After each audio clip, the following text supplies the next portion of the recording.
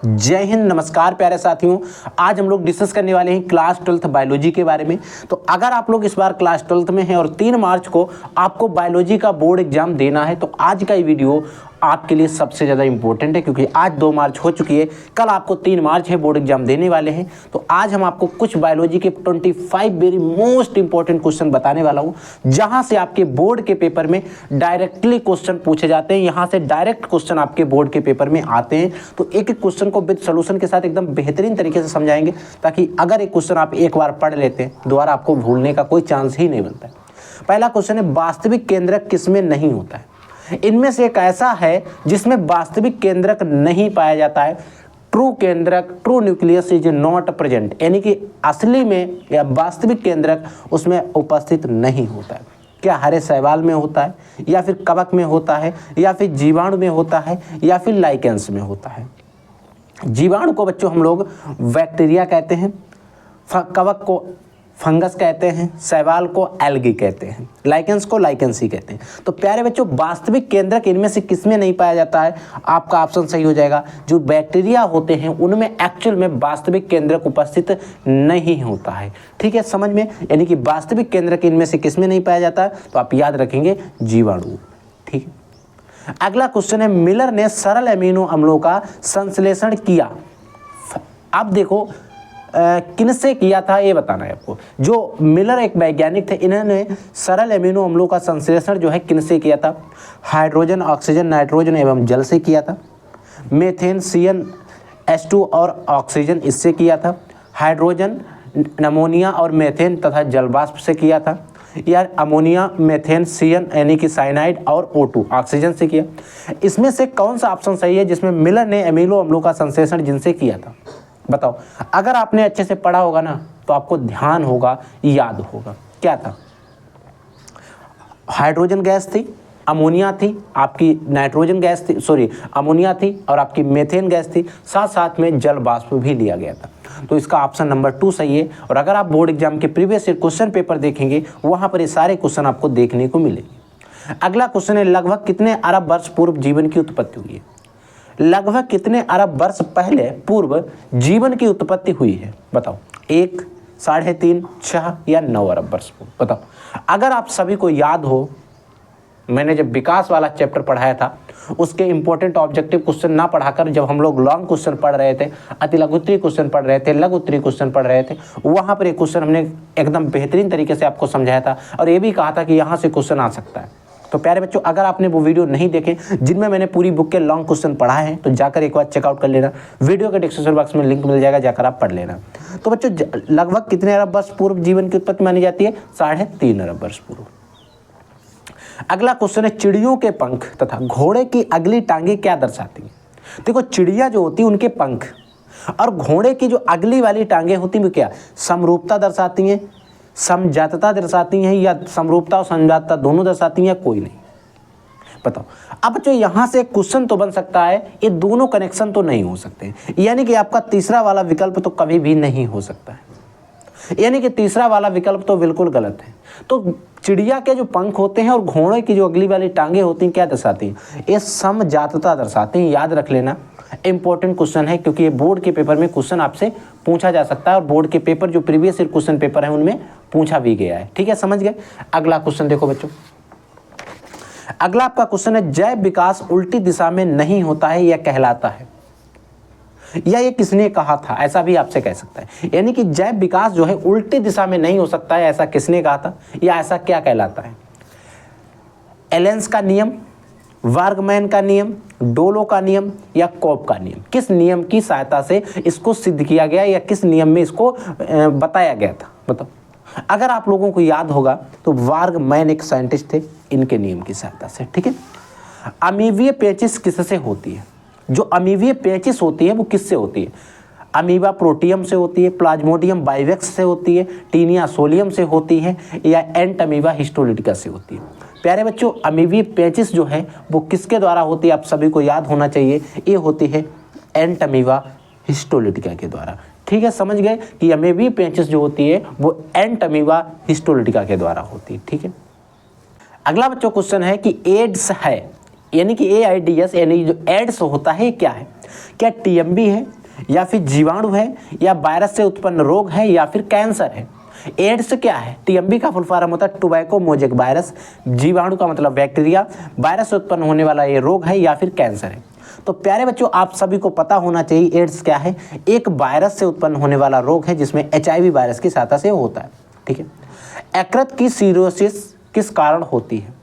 यकृत की सिरोसिस किस कारण होती है? कोकाइन के कारण होती है, शराब के कारण होती है, LSD के कारण होती है, मॉर्फिन के कारण होती है।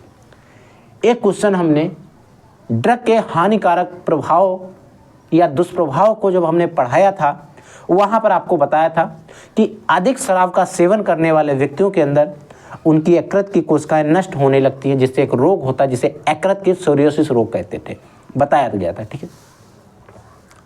दूध किस जीवाणु के कारण खराब होता है? जो आपका दूध होता है, मिल्क होता है, वो किस जीवाणु के कारण खराब होता है? लैक्टोबैसिलस के द्वारा, न्यूमोकोकस के द्वारा, स्यूडोमोनास के द्वारा, या इनमें से ऐसा कोई ऑप्शन ही नहीं है। तो दूध जो बच्चों है वो किस कारण से खराब होता है? तो याद रख लेना, दूध जो खराब होता है लैक्टोबैसिलस के द्वारा खराब होता है। एक जीवाणु होता है, एक बैक्टीरिया होता है जिसके इन्फेक्शन से दूध जो है खराब होता है। अगला क्वेश्चन है कि पेनिसिलिन की खोज किसने की? जो पेनिसिलिन थी, इस पेनिसिलिन की खोज किसने की? फ्लेमिंग ने की, वाक्समैन ने की, पुर्कहोल्डर ने की, या डुबोइस ने की? तो बच्चों, पेनिसिलिन की खोज किसने की थी? और फ्लेमिंग ने की थी। किसने की थी? फ्लेमिंग ने की थी। फ्लेमिंग का पूरा नाम है अलेक्जेंडर फ्लेमिंग। याद रख लेना, अगर कहीं बोर्ड एग्जाम में पूछ लिया जाता है तो आप उसे इजीली से लिख पाएंगे। आई होप आपको 10 जो क्वेश्चन है अच्छे से समझ में आ गए होंगे। ठीक है बच्चों, अगला देखो। अगला आपका क्वेश्चन है अर्धसूत्री विभाजन इनमें से किसमें नहीं होता है? अर्धसूत्री विभाजन इनमें से किसमें नहीं होता है? पादप कोशिका में, जंतु कोशिका में, या दोनों में नहीं होता, या जीवाणु में नहीं होता? बताओ। अर्धसूत्री विभाजन इनमें से किसमें नहीं होता है? बताओ। क्या पादप कोशिका में नहीं होता? होता है बच्चों, हम लोगों के अंदर भी होता है। तो इनमें से ऐसा कौन सा ऑप्शन है जो जिसमें नहीं होता? अब ये दोनों है, दोनों में भी होता है, और यहाँ पर कह रहा है नहीं होता है, तो इसका मतलब एक ही ऑप्शन बचा है, जीवाणु यानी कि बैक्टीरिया। ठीक है। कृत्रिम प्लाज्मिड है। कृत्रिम प्लाज्मिड है। कौन सा कृत्रिम प्लाज्मिड है? SR56 है, PV206 है, या PVR322 है, या UR238 है। यानी कि SR56, PV206, PVR322, UR238, इनमें कौन सा जो है एक कृत्रिम प्लाज्मिड है? तो बच्चों, PVR322 के बारे में आपको बताया गया था। P का मतलब होता है प्लाज्मिड, B का मतलब होता है बोलिवर, और R का मतलब होता है रोड्रिगेज। ठीक है। P प्लाज्मिड से लिया गया था, V बोलिवर से लिया गया था, और R जो है रोड्रिगेज से लिया जाता है। ठीक है, समझ गए? तो इसका PVR सही हो जाएगा, PV। और 322 इसका जो है एक क्रमांक नंबर था, क्रम संख्या थी। किस पदार्थ के संश्लेषण जीनी अभियंत्रिकी के प्रौद्योगिकी स्तर पर किया जाता है? यानी कि किस पदार्थ के संश्लेषण जीनी अभियंत्रिकी द्वारा औद्योगिक स्तर पर किया जाता है? मानव वृद्धि हार्मोन होता है, इंसुलिन का भी होता है, इंटरफेरोन का भी होता है, इन सभी का। तो इसमें इस क्वेश्चन को अकॉर्डिंग हमारा जो ऑप्शन सही हो जाएगा, इन सभी का किया जाता है, यानी कि चौथा वाला ऑप्शन सही हो जाएगा। अगला क्वेश्चन है कि परजीविता उदाहरण प्रस्तुत करता है। जो परजीविता है वो किसका उदाहरण प्रस्तुत करता है? ऋणात्मक पारस्परिक क्रिया का, धनात्मक पारस्परिक क्रिया का, या एमल्सिमिज्म का, एमेलसाइलिज्म का। ठीक है, सॉरी बच्चों, विरोधी का। किसका प्रदर्शित करता है? देखो बच्चों, परजीविता क्या होती है? एक किसको प्रदर्शित करता है? ऋणात्मक पारस्परिक क्रिया को प्रदर्शित करता है। इसका मतलब है इसमें एक जीव को तो लाभ हो रहा होगा, दूसरे को क्या होगी? हानि होगी। समझिए इस चीज को। तो इसमें ऋणात्मक पारस्परिक क्रिया को प्रदर्शित करेगा, तो हमारा पहला वाला ही ऑप्शन आपका राइट हो जाएगा। ठीक है। अगला है कि लाइकेंस अभिव्यक्त करते हैं। लाइकेंस किसको अभिव्यक्त करते हैं? सहोपकारिता को, सहभोजिता को, या एमेल्सिलिज्म जो है इसको, या परजीविता को? किसको प्रदर्शित करते हैं? सहोपकारिता हो गया आपका, सहभोजिता है आपका, एमेल्सिलिज्म है, या परजीविता? बताओ। अगर आप सभी को याद है तो जल्दी से बता दीजिए। प्यारे बच्चों, नहीं पता है तो याद रख लेना, इस सहोपकारिता को प्रदर्शित करते हैं। हरे पौधे प्रकृति में क्या हैं? उपभोक्ता हैं या फिर उत्पादक हैं या उपभोक्ता उत्पादक दोनों हैं या फिर ऐसा कुछ भी सही नहीं है इनके बारे में बताओ। हरे पौधे प्रकृति में क्या हैं बताओ। जो हरे पौधे हैं ये प्रकृति में उपभोक्ता हैं, उत्पादक हैं या दोनों हैं या फिर कुछ नहीं है बताओ। प्यारे बच्चों, हरे पौधे, हरे प्लांट जो होते हैं ये प्रकृति में क्या है? एक उत्पादक के रूप में कार्य करते हैं। क्या है? एक उत्पादक है। समझ गए इस चीज को? अगला क्वेश्चन देखो। अगला क्वेश्चन है कि हिमचीता इनमें से किस अभयारण्य में पाया जाता है? हिमचीता जो है इनमें से किस अभयारण्य में पाया जाता है? डाचीगाम में, सुंदरबन में, पेरियार में या मेलघाट में? जो हिमचीता है ये किस में पाया जाता है? याद हो तो बताओ। सुंदरबन के बारे में हमने आपसे जिक्र किया था। घना राष्ट्रीय उद्यान किस प्रदेश में स्थित है? घना राष्ट्रीय उद्यान एक नेशनल पार्क है। ये किस प्रदेश में स्थित है? प्रेजेंट सिक्किम में है, असम में है, राजस्थान में है या फिर उत्तराखंड में? तो अगर आप सभी को पता है तो प्लीज आप वीडियो के कमेंट सेक्शन में इसका आंसर जरूर देंगे। तो प्यारे बच्चों, आप सभी को बता दें कि जो घना राष्ट्रीय उद्यान है ये राजस्थान में स्थित है। याद रख लेना, अगर क्वेश्चन आता तो आप इसको सही करके आएंगे। ठीक है। अगला क्वेश्चन है, निम्न में से कौन भारत का राष्ट्रीय पशु है? इनमें से आपको बताना है कि भारत का राष्ट्रीय पशु क्या है। हाथी है, हिरण है, भालू है या फिर बाघ या इसे टाइगर भी कहते हैं। तो बच्चों याद रख लेना, इनमें से अगर हम छांटेंगे तो भारत का जो राष्ट्रीय पशु है वो टाइगर है, बाघ है। ठीक है। भारतीय शासन ने वन्य जीव संरक्षण अधिनियम किस सन में पारित किया? भारतीय शासन ने वन्य जीव संरक्षण अधिनियम जो है वो किस सन में पारित किया, लागू किया? तो याद रख लेना बच्चों, एक क्वेश्चन जो है कई बार बोर्ड के पेपर में आ चुका है। सन 1986 में पारित किया गया, सन 1946 ईस्वी में, और ज़्यादातर बच्चे 1972 या फिर 73 लगाते हैं, जो कि जिसमें टाइगर प्रोजेक्ट चलाया गया था। ठीक है।